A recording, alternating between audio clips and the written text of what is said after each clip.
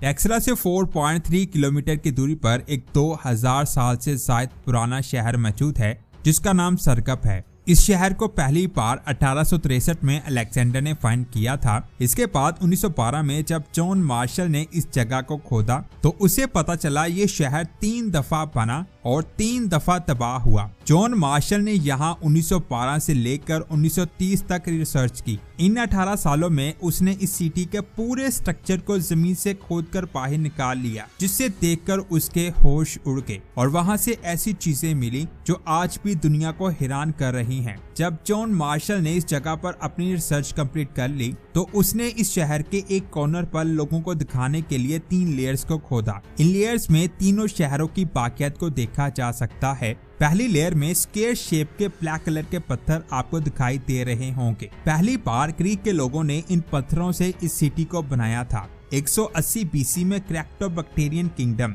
जो ग्रीक की एक स्टेट थी। ये स्टेट आज का सेंट्रल एशिया था। उस वक्त इस स्टेट के किंग डिटेरियस ने आज के पाकिस्तान पर हमला करके इस एरिया पर कब्जा किया, जिसके बाद उसने अपने लोगों के साथ मिलकर टेक्सला में पहली बार इस शहर को तामीर करवाया। फिर अल्लाह के हुक्म से यहाँ ज़ल्ज़ला आया और ये शहर तबाह हो गया। इसके सबूत आपको पहली लेयर में दिखाई देते हैं। उसके बाद दूसरी लेयर आती है। ये लेयर अशोका के टाइम पीरियड को शो करती है। अशोका ने 227 बीसी में इस शहर को दोबारा तामीर करवाया। अशोका का जमाना हजरत ईसा अलैहिस्सलाम की पैदाइश से 250 साल पहले का है। ये मौर्य सल्तनत का बहुत ताकतवर बादशाह था। इसका दौर 321 बीसीई से लेकर 185 बीसीई तक रहा। ये इतना ज्यादा खतरनाक था कि अपने फादर की डेथ के बाद अपने फादर की जगह लेने के लिए इसने अपने 100 भाइयों को बुरी तरह से कत्ल करवा दिया और खुद बादशाह बन गया। इसकी हुकूमत आज के पाकिस्तान,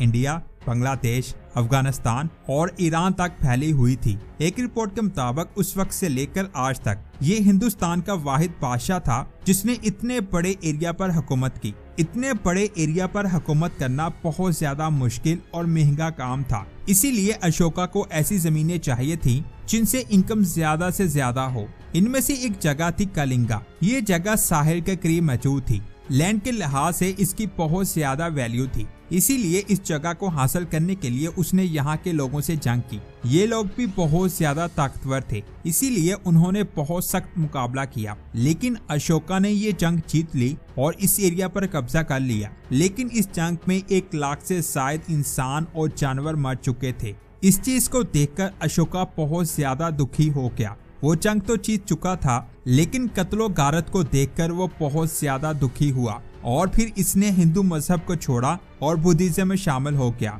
और कत्लो गारत को छोड़कर बुद्धिज्म की तबलीग करने लगा, क्योंकि वो सिद्धार्थ बुद्धा से बहुत ज्यादा इम्प्रेस था। अपने दौर में उसने सरकप के शहर को ग्रीक के बाद दोबारा तामीर करवाया और सरकप से कुछ किलोमीटर दूर एक स्तूपा भी बनवाया जिसका नाम धर्माराजिका रखा गया। कहा जाता है इसका महल भी टेक्सला की जमीन के नीचे दफन है, जिसको अभी तक नहीं खोदा गया। अशोका की डेथ 232 बीसी में हुई। इसकी डेथ के बाद इसकी सल्तनत ज्यादा देर तक टिक ना सकी और कुछ ही सालों के बाद इसकी सल्तनत दुनिया से खत्म हो गई और ये शहर एक बार फिर से जल्जले से खत्म हो गया। इसके बाद पहली सेंचुरी बीसी में पार्थियंस ने इस सिटी को दोबारा से तामीर किया। उस वक्त पार्थियंस एम्पायर ग्रीक के बिल्कुल साथ मौजूद था, जो आज का ईरान है। उस वक्त पार्थियंस के बादशाह कोंडोफ्रीस ने इस शहर में कुछ हिस्से बनाए, जिनमें नाउस्पिला सूरज का मंदिर और 2 सरों वाला एक काब का स्तूपा शामिल है। कुछ देर के बाद व्हाइट हंस के लोगों ने पार्थियंस पर हमला कर दिया और इस पूरी सिटी को तबाह कर दिया। व्हाइट हंस के लोग 5वीं से 8वीं सदी में सेंट्रल एशिया में रहते थे। अगर आप अशोका पीरियड्स के ऊपर तीसरी लेयर को देखें तो इसमें पार्थियंस पीरियड के बाकियात मौजूद हैं। जॉन मार्शल ने जिस सिटी को जमीन से बाहर निकाला वो पार्थियंस पीरियड का सिटी है, यानी आखिरी सिटी। अभी भी ग्रीक और अशोका पीरियड के सिटीज जमीन के अंदर दफन है। अगर इस जगह को मजीद खोदा जाता है तो यहाँ से बहुत कुछ मिल सकता है। इन तीनों लेयर्स के एक हिस्से को अगर आप देखें तो यहाँ पर आपको छोटी छोटी चीजें दीवार में धंसी हुई दिखाई दे रही होंगी। आप ये जानकर हैरान हो जाएंगे कि दीवार में धंसी ये चीजें इंसानों की हड्डियां हैं। जी हाँ, आपने बिल्कुल सही सुना। ये पूरी दीवार इंसानों की हड्डियों से भरी हुई है, जिनको आप अपने हाथों से पकड़ सकते हैं। अगर इस जगह को खोदा जाता तो यहाँ से हजारों इंसानी ढांचे निकल आते और यहाँ से लोगों के कटे हुए सर भी मिले थे। असल में मुकामी जुबान में सरकब का मतलब है सर काट देना। कहा जाता है कि सरकब शहर का बादशाह एक खेल का बहुत माहिर था। इस खेल में जो कोई भी मर जाता उसका सर काटा जाता। सरकब का बादशाह हर रोज लोगों को हिरा कर उनका सर काटता और खुश होता, जिसकी वजह से इस शहर को सरकब का नाम दिया गया। लेकिन एक दिन वो बादशाह राजा रसालू से हार गया। उस राजा ने इसका सर तो नहीं काटा, लेकिन उसने उस बादशाह को ये खेल खत्म करने का कहा, जिसके बाद ये खेल हमेशा के लिए खत्म हो गया। ये सिटी कई किलोमीटर तक बड़ी थी और इसके गिर्द एक बहुत बड़ी दीवार थी। इस सिटी के सेंटर में एक सड़क गुजरती है। अगर आप दोनों साइड पर शुरू से लेकर आखिर तक देखें तो आपको बहुत सारे स्ट्रक्चर्स दिखाई देंगे। इनमें सामने वाली साइड्स पर ज्यादातर शॉप्स हैं और उन शॉप्स के बिल्कुल पीछे घर हैं। ऐसा मालूम होता है जैसे घर और शॉप्स का मालिक एक ही आदमी हुआ करता था। इनमें कुछ शॉप्स का साइज बड़ा है और कुछ शॉप्स का साइज छोटा है। सेम उसी तरह कुछ घरों का साइज बड़ा है और कुछ घरों का साइज छोटा है, जिससे पता चलता है कि इस वक्त के लोग कितने ज्यादा इंटेलिजेंट थे। इन शॉप्स को देखें, इनका साइज बाकी शॉप से बहुत ज्यादा छोटा है। असल में ये सुनार की शॉप्स थी। यहाँ लोग सोना बेचा करते थे। इन शॉप्स के आगे आपको एक पत्थर भी दिखाई दे रहा होगा जिसमें कुछ निशान बने हुए हैं। इन निशानों में लोग सोने और चांदी को बनाया करते थे।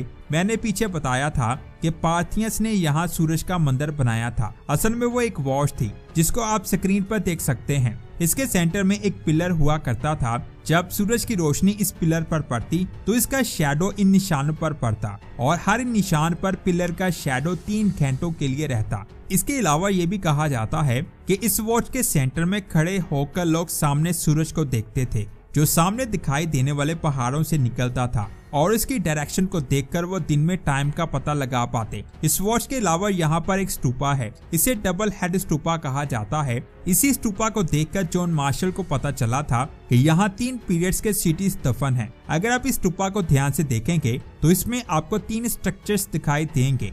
ये स्ट्रक्चर ग्रीक के लोगों ने बनाया। ये स्ट्रक्चर अशोका ने बनाया, जिसमें एक ईगल बना हुआ है जिसके 2 सर हैं, और ये स्ट्रक्चर पार्थियंस ने बनाया। इन तीनों स्ट्रक्चर को देखकर जॉन मार्शल को पता चला कि यहाँ 3 सिटीज दफन हैं और इसने बहुत ज्यादा गहराई तक खोदा और इनकी बाकियात को निकाला। इसके बाद इस जगह को देख इसे स्टूपा का नाम दिया गया। ये लोग बुद्ध मत के मजहब को मानते थे। जब इस मजहब का कोई मजहबी बंदा, जिसे मॉन्क्स कहते हैं, वो मर जाता तो उसकी राख को यहाँ दफनाया जाता और फिर 3 पोसिस के स्टैचूज बनाकर इस स्टूपा के ऊपर रखे जाते, जिसके बाद लोग यहाँ आकर नाउस बिला इनकी पूजा करते। इसके अलावा इस चीज को देखें जिसकी शेप गोल है। ये भी एक स्टूपा है, लेकिन ये स्टूपा किसी के घर में बना हुआ था। जब इस जगह को खोदा गया तो यहाँ से एक लेडी का स्टैचू मिला, जिसकी पिक आप स्क्रीन पर देख सकते हैं। इस जगह को देखें, ये एक बहुत बड़ा तालाब था। ये तालाब शहर के सेंटर में बना हुआ है और इसके चारों तरफ रहने वाले लोग यहाँ नहाने आते थे। इसके बिल्कुल पीछे ये सर्कल बना हुआ है। असल में ये एक टेम्पल हुआ करता था जिसके ऊपर एक छत थी। इसके बाद इस जगह को देखें, ये जैन का स्तूपा था। जैन बुद्ध मत की एक शाख है। ये लोग नाउस बिला महावीर पर यकीन रखते थे। जब महावीर की डेथ हुई तो उसकी राख को मुख्तलिफ हिस्सों में बांटा गया और उसका एक हिस्सा इस स्तूपा में रखा गया। इसके बिल्कुल सेंटर में अम्ब्रेला की तरह 7 लेयर्स थी जो 7 स्काइज को शो करती थी। इसके बाद इस जगह को देखें, ये एक बादशाह का घर हुआ करता था। इसके अलावा इस जगह को देखें, कहा जाता है कि यहाँ पर हजरत ईसा अलैहिस्सलाम का महावरी आया था। यहाँ पर रहने वाले लोगों ने शिर्क किया और अल्लाह ने इनको तबाह बर्बाद कर दिया।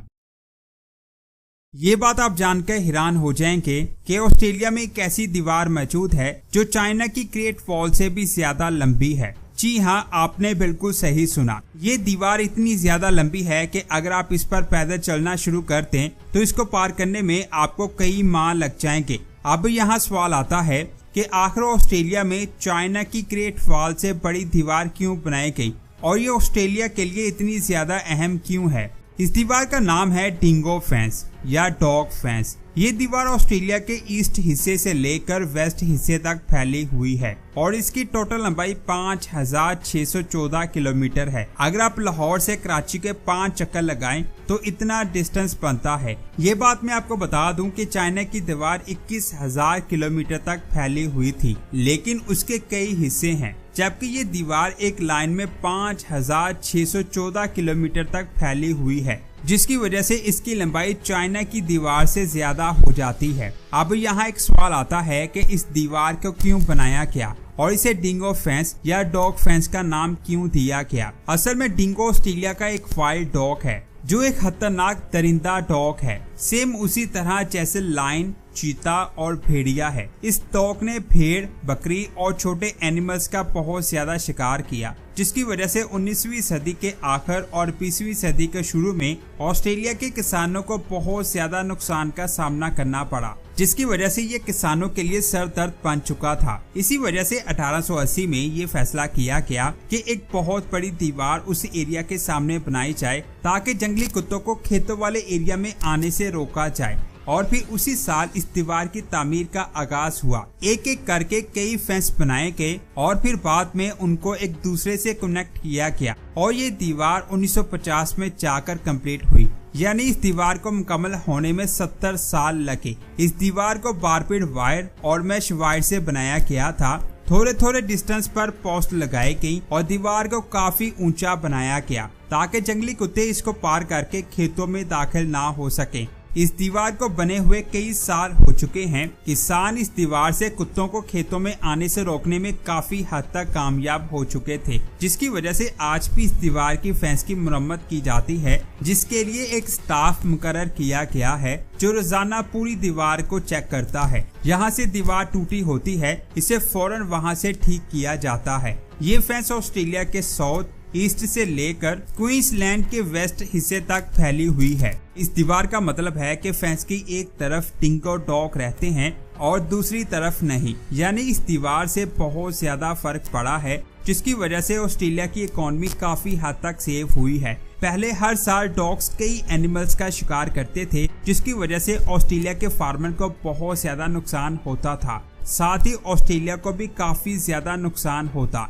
लेकिन जब से इस दीवार को बनाया गया है, ऑस्ट्रेलिया का नुकसान काफी हद तक कम हो चुका है, जिसकी वजह से ऑस्ट्रेलिया की इकोनॉमी काफी हद तक बेहतर हुई। लेकिन यहाँ इस फेंस से फायदा हुआ है, वहीं कई लोगों ने इस चीज के खिलाफ आवाज भी उठाई है। उनके मुताबिक जब इस डॉग को किसी एरिया में जाने से रोक दिया जाए तो छोटे छोटे रैबिट्स और कैंगरूज की पॉपुलेशन में इजाफा हो जाता है। ज्यादा पॉपुलेशन का मतलब है कि उनको खुराक की भी ज्यादा जरूरत पड़ेगी, जिसकी वजह से अनाज का ज्यादातर हिस्सा रैबिट्स और दूसरे एनिमल्स खा जाएंगे जो किसी भी खाते में नहीं आएंगे, जिससे भी किसानों को बहुत ज्यादा नुकसान होता है। इसके अलावा ये भी कहा जाता है कि ये फेंस बहुत ज्यादा लंबी और महंगी है। हर साल इसकी मेंटेनेंस पर बहुत ज्यादा पैसा लगता है। न्यू स्टडी से पता चला है कि यहाँ पर डिंगो रहते हैं, वहाँ पर एनिमल्स और पौधों की ज्यादा वैरायटी देखी गई है जो ज्यादा अरसे तक बरकरार रहती है। ऐसा इसलिए होता है क्योंकि डिंगो छोटे शिकार एनिमल्स को खा जाते हैं,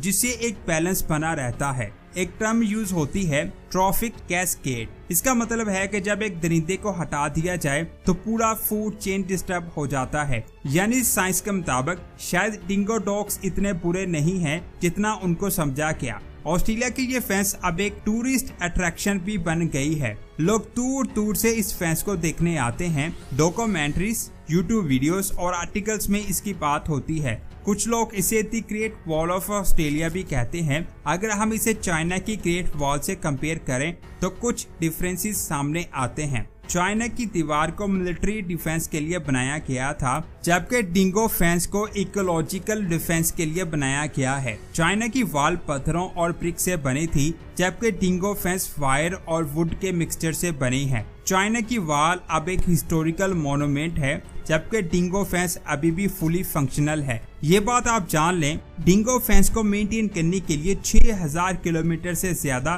पेट्रोल रोड्स हैं। इस फेंस का एक हिस्सा इलेक्ट्रिकल है ताकि जब कोई डॉग इसे छुए तो उसे करंट लगे, जिसकी वजह से वो पीछे हट जाए और दीवार के पास ना आ सके। फेंस के अराउंड वाइल्ड लाइफ कैमरे इंस्टॉल किए गए हैं जो हर हरकत को मॉनिटर करते हैं। कुछ जगह पर ये फेंस लंबाई में इतनी ज्यादा सीधी है कि आप उसे सैटेलाइट की तस्वीर में आसानी से देख सकते हैं। आपको क्या लगता है कि इस दीवार को बनाना ठीक है या इकोसिस्टम को खराब करना है? क्योंकि अल्लाह ने जो चीज बनाई है वो बगैर मकसद नहीं है, उसका कोई ना कोई मकसद जरूर होता है। जैसे डॉग्स को रोकने से बैलेंस बिगड़ा और खरगोश और दूसरे एनिमल्स की पॉपुलेशन में इजाफा हुआ, जिससे फसलों को काफी ज्यादा नुकसान हुआ। तो दोस्तों ये थी आज की शानदार वीडियो। आपको ये वीडियो कैसी लगी नीचे कमेंट्स करके जरूर बताएं। इस वीडियो को लाइक और शेयर लाजमी करें। मिलते हैं एक और शानदार वीडियो में। अपना बहुत सारा ख्याल रखें। अल्लाह हाफिज।